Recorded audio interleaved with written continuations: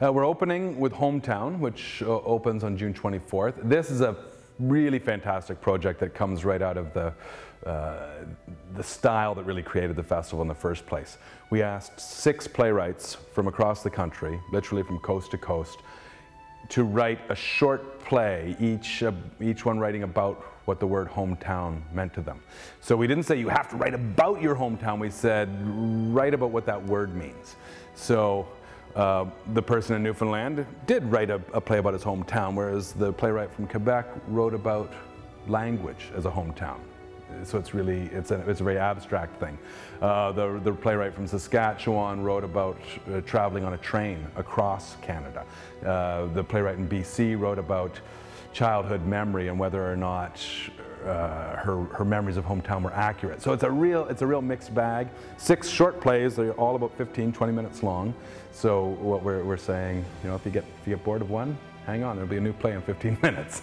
It's a really exciting project. We're standing right now in the rehearsal set of Vimy, which is a very powerful project that is important to me, not only because I'm directing it, but because it bears a direct connection to the building that we produce theatre in. Blyth Memorial Hall is the cenotaph for this village that sent 40 boys off to World War I. Now, a village of 1,000 people. It's kind of a staggering percentage.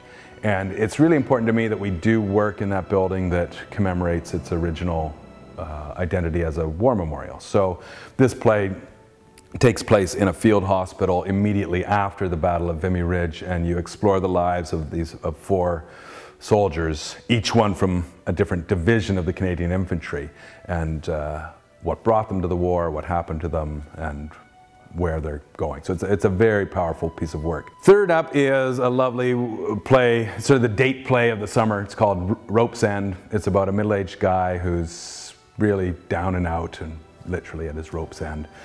And he wants to pack it all in. Then he remembers that he'd made a pact with his true love to meet her. 30 years ago this deal was made. And so he runs off to find her, and of course everything goes horribly wrong and goes horribly funny, and then ultimately it's a play about love and unlikely ways of finding it. Finally, early August, which is a show, it's a new play written about life in the theater, literally in the theater. The whole play unfolds in the women's dressing room of a little theater company in a little village that's a lot like Blyth.